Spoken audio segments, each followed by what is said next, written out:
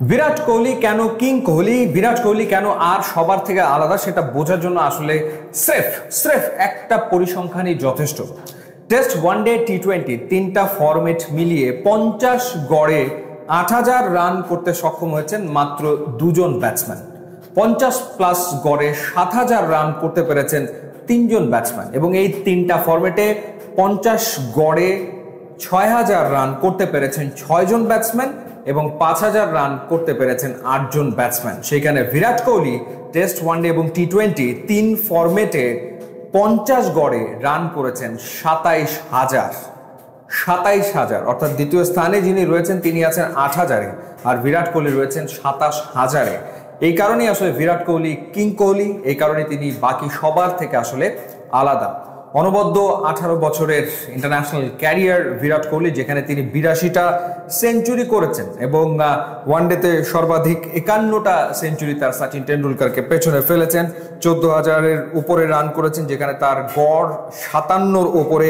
টেস্টে 9000-এর উপরে রান করেছেন, 46-এর উপরে গড়, 30টা সেঞ্চুরি, এবং টি20-তে তিনি 4000-এর উপরে রান করেছেন, প্রায় 49 গড়ে একটা সেঞ্চুরি তিনি করেছেন। এছাড়া আইপিএলেও তিনি 8500-এর উপরে রান করেছেন, যেখানে তার গড় প্রায় 40-এর মতো, এবং সেখানেও তার 8টা সেঞ্চুরি রয়েছে। এবং তার যে ব্যক্তিগত অর্জন এবং দলীয় অর্জন, সেটা তো এক কথায় আসলে অবিশ্বাস্যই। ওয়ার্ল্ড কাপ তিনি জিতেছেন, টি20 ওয়ার্ল্ড কাপ জিতেছেন, চ্যাম্পিয়ন্স ট্রফি একাধিকবার জিতেছেন, দুবার জিতেছেন, আইপিএল বাকি ছিল সেটাও তিনি জিতেছেন, আন্ডার-19 ওয়ার্ল্ড কাপও জিতেছেন। একেবারে পরিপূর্ণ তার অর্জনের যে ঝুলিটা, সেটা একেবারে পরিপূর্ণ, সেটা বলাই যায়। এছাড়া তিনি men's cricketer of the decade নির্বাচিত হয়েছেন, ক্রিকেটার অফ দ্য ইয়ার হয়েছেন দুবার, এবং men's ODI cricketer of the decade নির্বাচিত হয়েছেন, ODI cricketer of the year হয়েছেন 4 বার। এছাড়া Test cricketer of the year হয়েছেন। অসংখ্য এরকম অর্জন তার তো আসলে রয়েছেই। শুধুমাত্র আসলে এই পরিসংখ্যান দিয়ে বিরাট কোহলির যে গ্রেটনেস, সেটা আসলে মাপা যাবে না। সবচেয়ে বড় ব্যাপার হচ্ছে যে খেলাটার প্রতি তার যে ডেডিকেশন, অর্থাৎ খেলার ক্ষেত্রে, কাজের ক্ষেত্রে, কর্মের ক্ষেত্রে জিরো টলারেন্স, সেইখানে কোনো ছাড় দেওয়া নয়। তার যে ডেডিকেশন লেভেল, সেটা অন্য সবার থেকে আসলে আলাদা। এই কারণেই তার যে ফিটনেস, সেটা সবসময় বাকিদের থেকে অনেক এগিয়ে ছিল। ইনফ্যাক্ট 37 বছরেও তার যে ফিটনেস, সেটা এক কথায় আসলে চোখ ধাঁধানো। রেকর্ডের কথা যদি আরও দু একটা বলি, কিছু তো বলেছি যে ওয়ানডে ক্রিকেটে তিনি সর্বাধিক সেঞ্চুরি করেছেন, সচিনকে পেছনে ফেলেছেন। 10,000-এর বেশি রান করেছেন, যেখানে তার গড়ের কথা উল্লেখ করেছি। মহেন্দ্র সিং ধোনির গড় হচ্ছে 50, সেখানে কোহলির হচ্ছে 57-র ওপরে।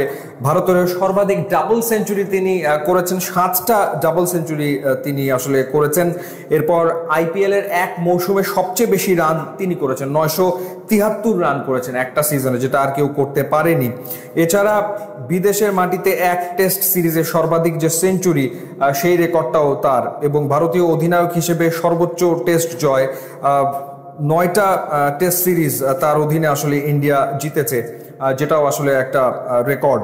এবং অসংখ্য রেকর্ড, সব মিলিয়ে বলা যায় যে রেকর্ডে পরিপূর্ণ একজন ক্রিকেটারের নাম হচ্ছে বিরাট কোহলি। তার জন্মদিন, এবং তার জন্মদিনে তাকে অনেক অনেক শুভেচ্ছা।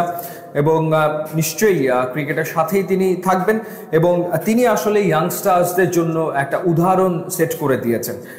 খেলাটার প্রতি ভালোবাসা থাকলে কি অর্জন করা সম্ভব, কমিটমেন্টের জায়গায় যদি কোনো খাদ না থাকে, তাহলে কি অর্জন করা সম্ভব, সেটা আসলে বিরাট কোহলি দেখিয়েছেন। এবং সেই কারণে 18 বছর ধরে ক্রিকেটের মাঠে তিনি রাজত্ব করেছেন, এবং তিনি কিং হয়ে থেকেছেন ক্রিকেটের।